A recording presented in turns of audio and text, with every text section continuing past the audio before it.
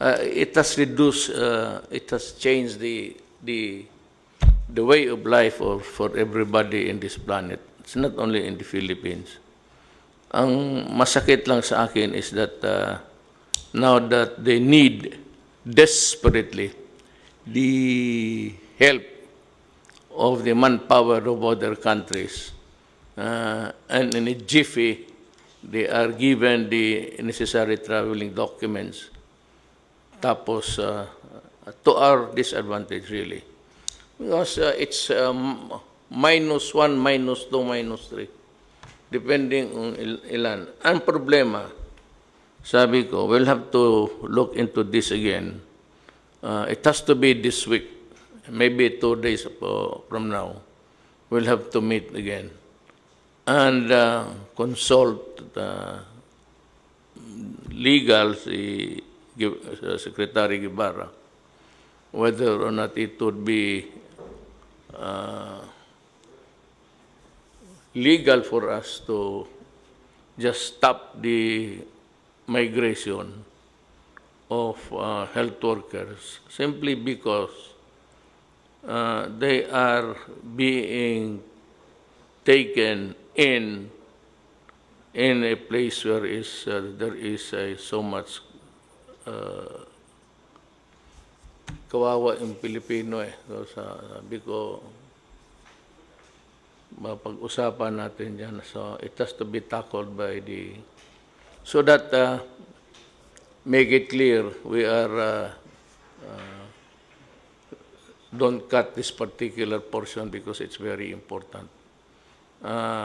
It's a more valid reason to stop a doctor or a nurse than the previous one, which said that we will be deprived of workers. Walang ano yun, walang masyadong, no leg to stand on actually. But this one, is here to stay. The vaccine prevents the entry of the microbes into the body because they are attacked by the vaccines that were given by us. It's the same germ, weakened one, but our body is now attuned. Alam na niya na kalaban ito. Ang problema kasi nitong COVID na ito, pagpasok sa katawan, hindi alam ng antibodies. So it was really a very virulent one na overtaken yung ating defenses. Now, itong vaccine, pag nabigyan ka bakuna tayong lahat, kaya maliit pa, hindi na sila makapasok because once they attempt to infect you, ang antibodies, makilala na niya na kalaban ito. So, yun, that's the vaccine. So, now, that is how dangerous it is for itong ating mga health workers. Then again, we go back to that we cannot be forever like this. I have to, you'll just have to pound on your goddamn brain. Maghanap tayo ng paraan ko papaano talaga to. Whether we transport people or workers in buses provided by companies, sanitized, and wearing masks, importante po whether or not there is really a medication or a medicine for COVID, it is still here. Trying to, naghihintay lang yan kung sinong masakyan yan. So, importante talaga, wear masks. Ang batas is really to enforce it. Now, you have the police, but there is not much really in the provinces. So, it's going to be, whether they like it or not, the armed forces must come in to help enforce a measure that is intended to protect the people and prevent the spread of COVID any further. Now, sa Zamboanga, Cagayan, ngayon lang pumutok. That's a problem because before, narinig ko na, I do not want to quarrel with the mayors, but they took the warnings nonchalant. Now, one contamination to the other, ngayon pumutok na. So that's a problem. Now you see, you've heard that there are still thousands to worry about of returning Filipinos to our country. Now, itong isa is whether we can stop them from going out. Na i-reverse mo yan. The problem now is itong mga Pilipinong pabalik, hindi tinatanggap ng local governments. Now, it will boil down to the power of the President to promulgate rules and regulations to protect public health, which is actually an exercise of the police power of the state, as against the Bill of Rights. Because some workers coming from the outside are not welcome. Simply, they are not being accepted by the local governments. So mahirap ito. This is a constitutional issue. I'd like to address myself to the local executives. It is your duty to help and protect your constituents. I have no quarrel na you want the contagion stop right there at the doorstep. Huwag ka na lang pumasok dito because it contaminates the whole of the family in the house. But you know, Filipinos are citizens of this country. And whether we like it or not, they have this constitutional right to travel and to travel abroad and to come home after working there. This cannot just be just by wave of the hand. So we'll have to study this. We'll have to spend again. We will have to gather them in a place. Or yung mga hindi nagamit, doon na muna sila, and then we can make provisions for the food and everything. Rather than just leave them there stranded. If they have the money in their pockets, I'm sure that was intended as a saving for the family. At mauubos yung pera na yan. At they would go home with their pockets empty. We do not want that to happen. So, I would like to assure mga kababayan ko, gusto kong maghanap ako ng paraan na tulungan kayo. Yung mga kababayan ninyo, mga kapatid, na mother, father, sister, brother, stranded here, kung clear na, if they are really cleared by the medical authorities, that is binding, especially if it is, well, it has to be the certification of the Department of Health. If the Department of Health, your department, Secretary Doge, would certify that she has undergone the test not only against the presence of antibodies, but the virus itself, that she is virus-free, then we have to make arrangement that they can go home uh, maghanap tayo ng paraan, we'll just, ihatid talaga natin ito sila doon kasi hindi, we have a stalemate here. What do we do with people waiting tapos okay naman sila? So, you have to go into a testing each and every one of them and find out if they are fit to return and that she or he is not a threat to the community.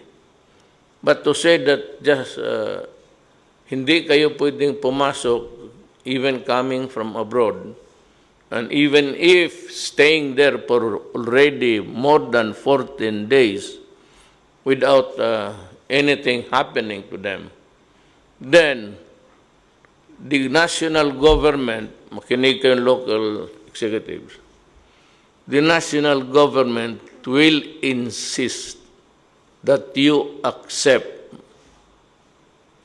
the OFW. Magkakaroon ho tayo ng problema if you resist. Because then, as a worker of government, it falls upon my shoulders to see to it that everything is done fair and I'll listen to Vince, okay. Mayor, just on that note po, just for your information po, nung pong nag-lockdown po tayo nung March, meron pong mga 200 na OFWs na na-stranded po sa Clark, most of them from Mindanao, 38 of them from Davao. And we took care of them po, we housed them in a hotel for about a month and a half now. And I'm happy to report po through the help of the Department of Transportation and the National Task Force. Today po, the 38 Davao residents already went home to Davao today. Sir, actually, sir, we have prepared for the OFWs for their return. In fact, they're being fed by OWA. The hotel accommodations is being paid by OWA and also by the manning companies. So they are well taken care of, sir. Then we will give you a presentation by Mr. Vince Sison on how we will immediately swab we organize a micro swabbing areas so that all the OFWs will be swabbed immediately so that they can go home. After they were tested negative, maybe after 3 days or 4 days, they can go home already with the certification of the Bureau of Quarantine that they are COVID-free. Yes, I think that there's no valid reason really to delay the return. Yes, sir. If they are found to be free from infection. Sir. To dilly-dally on this, it's to me a cruel thing, and it is not good for. I'm happy that you have an unahan and you were step ahead. Yes, sir. And I said you're prepared. Sir, actually, sir, we prepared with because I'm taking orders from Secretary of DOH and also with the National Task Force and the ISILG. We are coordinating, sir. That's why we make a plan on how we can swab them immediately so that after 3 days, we can swab all these 23,000 po, sir. So maybe we can, sir, we can have... Before that, may I just say that itong mga medical people, you have your own opinion, your own view of what is good and what is not. So, alam mo yan, there are those who agree with you and those who vehemently disagree with you. Gusto ko lang malaman ng lahat na ang Secretary ng Department of Health ay si Secretary Duque. And this government, my government, my department will be guided by what Secretary Duque would tell us to do. I may listen to the conflicting claims, but in the end, it is the Secretary of Health who decides your word is the lawyer, because we are not, and I'm sure that you will be helping. But before that, as of today, there is 9,485 cases yung positive ito. What is very significant is the recovery rate of the persons who were hospitalized or had this infection. It's 1,315, and that is a good number if you compare it to the deaths, 623. Now, come to think of it, really, mababa ang ano natin. They said that itong koronang putres na to has a hard time surviving in a hot, high temperature. So pagka ganon, maybe that explains the reason why na hindi naman masyado marami. Look, cooperate with us, wear a mask, because if not, kung magsabay-sabay, then we will have an overload. Now, do not tell me later on na hindi tayo nag-prepare, because we have so many hospitals. That's why it's called pandemic. If it's local, it's epidemic. Pandemic is worldwide. Tinamaan lahat. So, just cooperate, because wala naman kami hangarin dito para pahirapan kayo. As a matter of fact, we are really trying to figure out how we can ease up the miseries that has been imposed on us. I just wanted to start po, with the permission of Secretary Duque and Secretary Galvez, with a quote from the WHO, no? And I think it's very important for us to understand how important testing is in this battle against COVID-19. And I just want to read the highlighted part. You cannot fight a fire blindfolded, and we cannot stop this pandemic if we don't know who is infected. There is a simple message for all countries, and that message from the WHO is to test. Sabi nga po ni General Galvez, kumbaga sa gera po, kailangan i-unmask natin yung kalaban, no? Kasi kung hindi natin iti-test, hindi po natin alam kung sino po ang nahawaan na nitong kalaban na ito. Ang kalaban po ay yung disease, hindi po yung taong may sakit. Ang kalaban po ay yung sakit itself. But to unmask that, we have to test. So, it also, I think, is very important, especially from a communications point of view, Mayor, that we need to ramp up testing to save lives. And alam niyo naman po, yung mga kababayan natin, marami sa kanila, higit na nakararami sa kanila, ganito po silang mamuhay, no? Dikit-dikit sa bahay, wala naman pong ability to self-isolate. So, kailangan po talaga i-test natin ang mga kababayan natin para po mahiwalay natin ang mga may sakit dun sa hindi may sakit. At protektahan po natin yung further spread ng COVID-19. And as you said earlier, Mr. President po, hirap na po mga kababayan natin, hirap na po ang ekonomiya. Kaya the only way, and this is just drawing from the global examples, sa New Zealand po, nakawala po sila sa lockdown simply because they moved swiftly, they tested widely, and they relied heavily on good science. And I think we are guided by Secretary Duque and his team on the science part.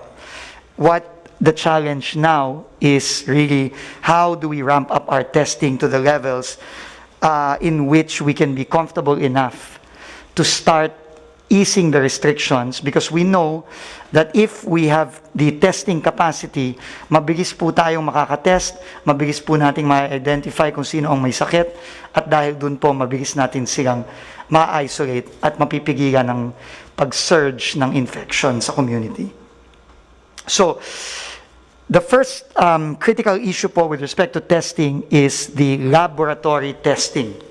Ito po yung sinasabi po kanina ni Secretary Duque na matagal na talaga niyang tinutulak na mag-ramp up po tayo ng lab testing, yung pong tinatawag na RT-PCR. This is really the most effective way of testing for COVID-19. So, just to give us an idea, in February of 2020, we had 3 laboratories. Now we have 20 laboratories. Luzon, Visayas, Mindanao na po yan. Our goal, Mayor, is to build 58 more, or to accredit and operate 58 more laboratories para po by May 30, in less than a month from now, we will have 78 laboratories all over the country, strategically located in areas that can really address the future surges in the communities all over the country. Right now po, there are about 58 already in the advanced stages of accreditation. And that is really what we need to do po. We need to speed up, and Secretary Duque emphasized this po, we need to speed up the accreditation of these labs in order for them to begin operation within the month of May. As an example po, no, this is really not meant to either pat our backs or also at the same time belittle us. But if we look at Vietnam, Mr. President, Mayor po, no, Vietnam po, in January of 2020, had 3 labs. 3 po ang laboratories nila. Ngayon po, they now have 112 laboratories. No, and this is, I think, we can draw from the experience of Vietnam and all other countries like Korea and Germany, those that have tested very, very swiftly and very broadly. Kasi ito po talaga ang way. Once na we have enough testing capacity, sabi nga po ni Secretary Duque at ni Secretary Galvez, mas magiging kampante po tayo na mag-ease ng restriction. So, tests per day, we look at the best countries in the world. Germany is ahead, 120,000 tests per day. No, very, very aggressive po. And talaga pong gumastos sila ng katodo-todo dito. No? This is not cheap. ART-PCR test ranges anywhere between, I think, 2,000 to, for the private labs, I think it goes up to above 5,000. No, it's not cheap. But it is absolutely necessary po. We need to really invest in the testing capacity. Also because we know that a vaccine is not forthcoming soon. After detecting, testing, and tracing, we need po to isolate. Kaya po nung pong kaka-appoint lang po ni Secretary Galvez, as Chief Implementer, tinawagan po niya si Secretary Villar and myself para po bilisan ang pagtatayo ng mga mega quarantine facilities. At kailangan na rin po nating i-fast track ang construction ng mga ito sa iba't ibang lugar sa Pilipinas. Nung pong Saturday, nasa Zamboanga po kami ni Secretary Galvez, and tutulungan na po natin si Mayor Ben Climaco na magtayo ng quarantine facilities nila dahil nga po may upsurge in cases sa Zamboanga. So we have to isolate them. Then we have to treat them. No? Yung isolation po and treatment, they go hand in hand because we want to make sure that our hospitals do not get too congested. Under the efforts po of the DOH and the IATF, nagtayo po tayo ng mga mega swabbing centers. Dahil po hindi lang lab, Mayor, ang ating challenge, no? Kasi po, kahit na po tayo may lab, kung wala naman pong specimen na itetest yung lab, hindi po natin matetest ang ating mga kababayan. So ngayon po, may napakalaking effort initiated by the Executive Secretary na kumuha po ng mga volunteers from all government agencies to come out and help in the swabbing and encoding and barcoding of our mega swabbing centers. We are building 4 today. We started po last week, and they will all be completed this week. Secretary Galvez. Yes, sir. For now, sir, we will prioritize the 25,000 OFWs. As per your instruction, we will make sure that they will go home immediately. Sir, I would like to report on my compliance to you pertaining going to the field. So when we heard that Zamboanga is already there is a spike of cases, we talk with the mayor, and as immediate actions that you have give the instruction, we visited the 3 laboratories there in Zamboanga, and we brought 1,100 kits po, sir. Yun po ang instruction sa akin na pag kami kailangan po ibigay po kaagad.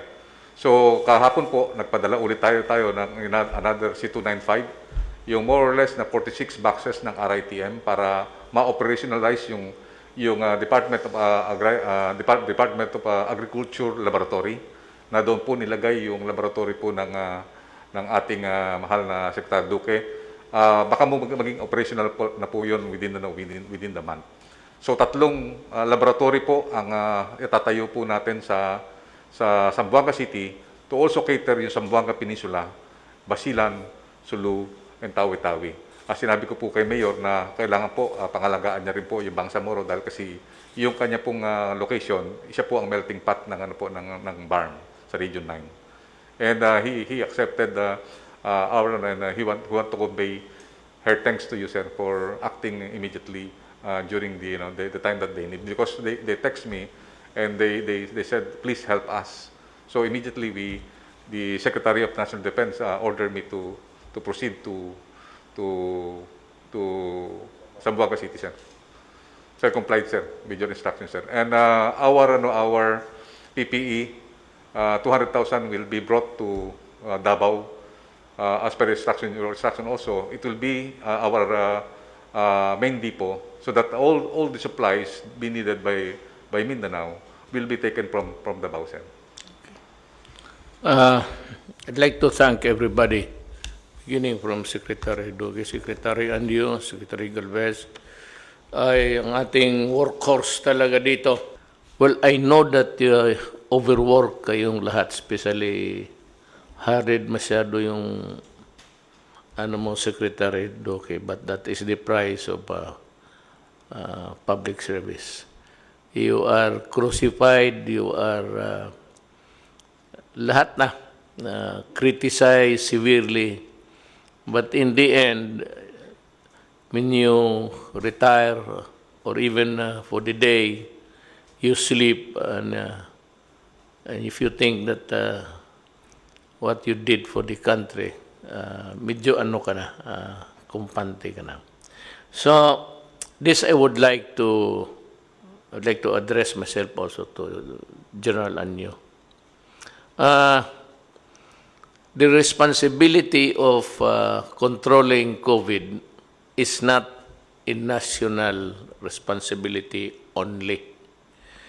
Part of government, kaya nga dito, I operate as president, then since I cannot run my own errands, maraming trabaho, so meron akong Secretary of Health, because I cannot be the Secretary of Health, Defense, lahat na. So, I cannot, as the saying goes, I cannot run my own errands. I function through the cabinet, and down the line, ang local government falls under the DILG headed by Secretary Anyo. Kailangan tumulong kayo. Even in the matter of the swabbing thing, if you can provide a place for the health guys to operate comfortably and immediately do it. Para sa inyo yon. Trabaho ninyo yan eh. Hindi lang yan trabaho ng local government. Just don't tell us to buha problema yan tapos sabihin ninyo mag-close kayo dyan. Well, I see the validity of that move. But then again, you have to, come to terms with the Constitution. I heard also, I'm sure, sa city of Iloilo, hindi ninyo tinanggap yung mga OFW. Sir, Mayor, nakikiusap ako sa inyo na sundin lang ninyo yung guidelines. I will operate through the DILG. Kasi it's either sumunod kayo or I will impose it on you. Sumunod kayo sa magandang paraan o pipilitin ko na sumunod kayo, which is actually, I do not want to embarrass people. I have full faith and confidence. Sa Iloilo siguro, I think by this time, it has been resolved. Importante lang that the returning workers, our brothers and sisters who have labored abroad to give us also their share of their income with us.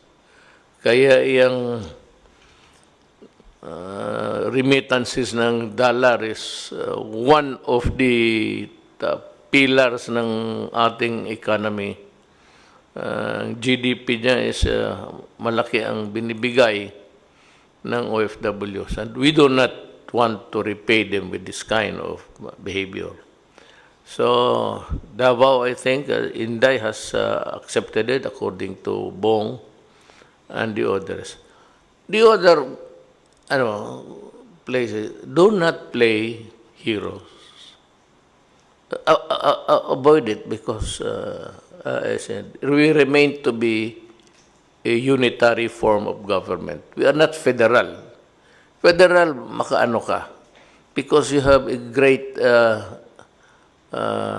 thing about local autonomy in its purest form.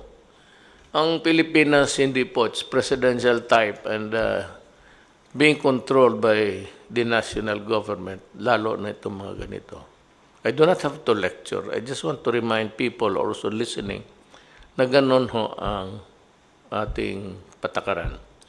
Now, yung baka sakali, itong mga lalabas, in the meantime, please kindly observe the mask and the distance rule. Yung medyo malayo kayo. Huwag kayong magdikit-dikit because yung nga sabi nila the easiest way to transmit is to be kissing each other.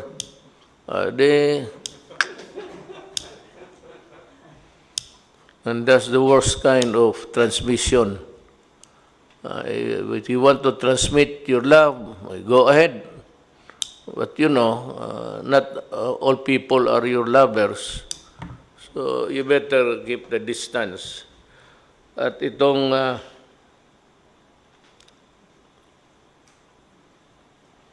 yung mga big business, let me tell you something. Meron tayong mga problema noon, which was really part of governance, and which I hope you'd understand that it was really part of my sworn duty as an employee of the government who heads the executive department. Words were, mainly mine. But if you just can't forget it for the moment, I'd like to thank you from the bottom of my heart for helping us, provide the necessities of the moment. Mga ganyang, we can, I can promise you that I'll be nice, and if you want to see me, we can talk. And naubos na ho yung pagkasuplado ko kasi dahil sa the COVID, if you can find in your heart to forgive me, because if you do not, then I will ask, and if you do not want to forgive me, I will undercut you. I'll go direct to God. God, ayaw ako patawaran itong si, magyaw naman ako. So, itong pinakamahuli, I'd like to, again, it did involve pero be careful because, again, the NPAs are around. Now, there is no longer hope for further talks with Sison.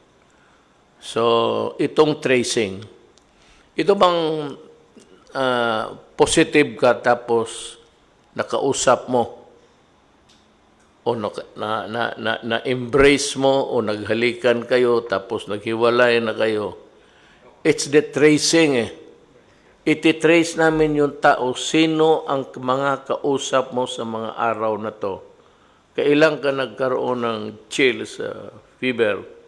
So from that time, we reckon that you had already, you have been infected already, and so we begin to trace the people whom you have contact with, talk with, because easily the virus, especially if it's baski mag-usap lang, delikado ang hangin eh. So itong tracing would ito trabaho talaga ito ng mga barangay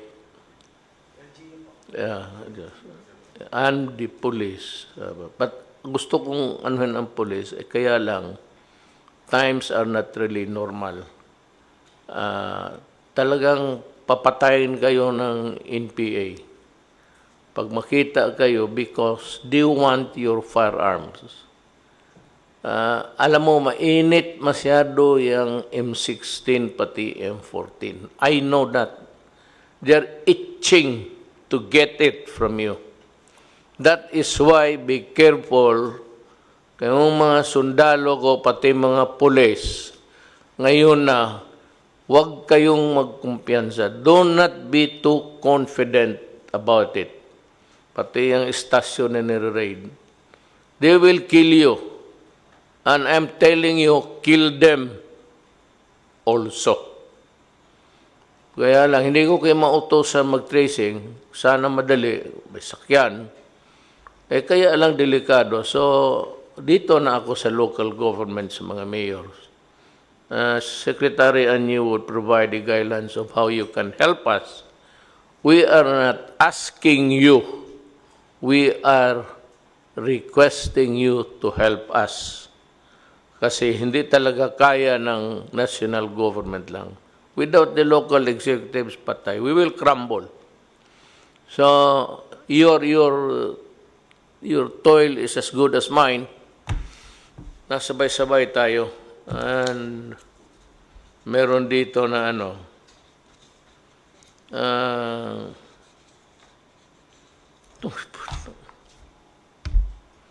sinabi ko na sa inyo noon, huwag sa panahong ito. Merong mga, wala akong basta local government employees. Lahat naman tayo workers eh. Diretsuhin natin, local government workers. I do not want to mention titles here. Meron, sinabi ko na sa inyo, huwag ninyo, do not, lang kayo, good boy ako nga na hindi ako magmura. Sinabi ko na sa inyo na kung may gawin kayo, huwag sa panahong ito. Alam ko noon pa, sinabi ko na sa kanila na ako nagre-resist na ipadala ko sa, alam nila no? Kasi pagdating dyan sa local government units, the mayor, si Bing, o Beng ba yan? Si Beng,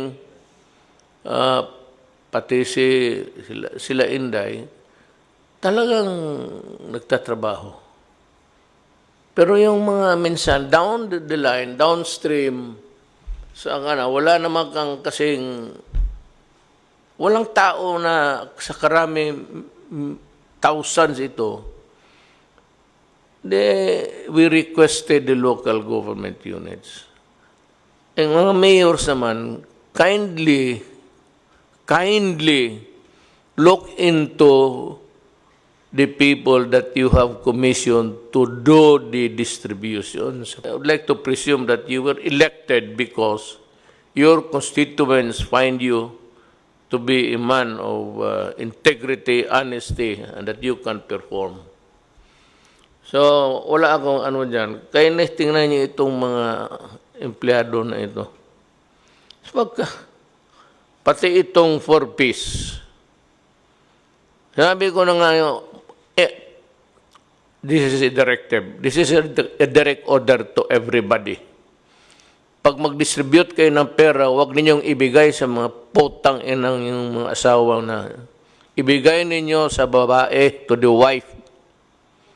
Huwag ninyong ibigay dyan sa mga lalaki, mga wala na nga ginagawa, walang trabaho, walang binibigay sa pamilya, at mayroon pang dadating na pera, sinusugal naman ninyo, iniipot.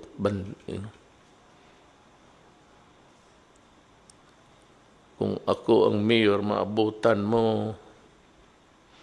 Drinking ang gambling sa tulong ng tao. Ano? Nasabihin mo hindi na mabigyan. That is also unfair. You know why? Yung kakaramihan itong mga gagong to, hindi naman naniniwala sa... They don't really care about the family. So, kung sabihin mo na hindi mo nabigyan, paano yung mga bata pati anak? So,